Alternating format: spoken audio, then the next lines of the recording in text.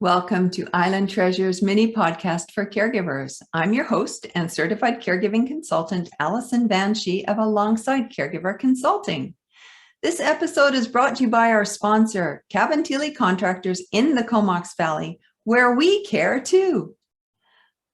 Leisha Thompson provided great insights from the lessons she learned through her life experiences as a caregiver and in her leadership roles in business.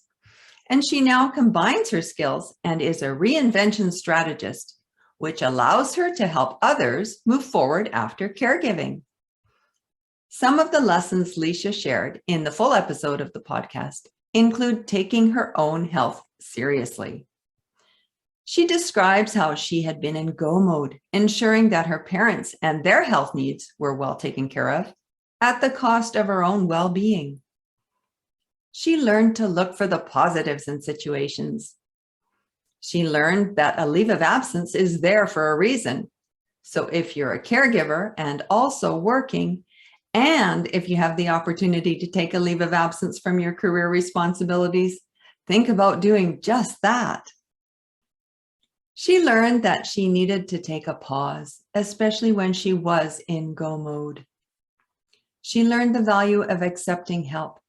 But she initially didn't handle accepting help well at all. She didn't want to inconvenience others and kept telling them she was fine or she'd get back to them.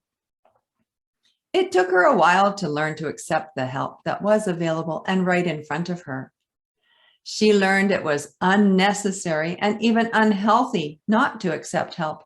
And now she promotes how vital self-care is. And part of that is letting go, even if it's just one little thing. Here's more from Leisha directly, talking about her number one tip. That probably would be the number one, is to acknowledge and receive when people are kind and generous and want to help. It's not necessarily about trust either, because sometimes you think, well, I can't because I only trust myself. But when it comes to the day-to-day, like meal prep and things of that nature, people are wanting to help. And it's often the person who you are the caregiver for. Think about it. They have a friend circle as well and family. They want to help that person who is their friend in that person's time of need. And if the family is saying, thank you so much, I appreciate it, I just can't think of anything. But there are things. Yeah. So don't hurt other people's feelings by denying them the opportunity to show up for their really close friend or family member. So the bottom line is, let people help. And remember, by not letting them help, we may be robbing our loved one of having their friends and family members actively involved in their lives. I invite you to listen to the full episode of the Island Treasures podcast called Moving Forward After Caregiving, and take a moment to pause and reflect on how accepting an offer of help may benefit your own well-being. And if you find yourself in the midst of your own caregiving journey and need some supports, I invite you to tap into alongsidecaregiverconsulting.ca.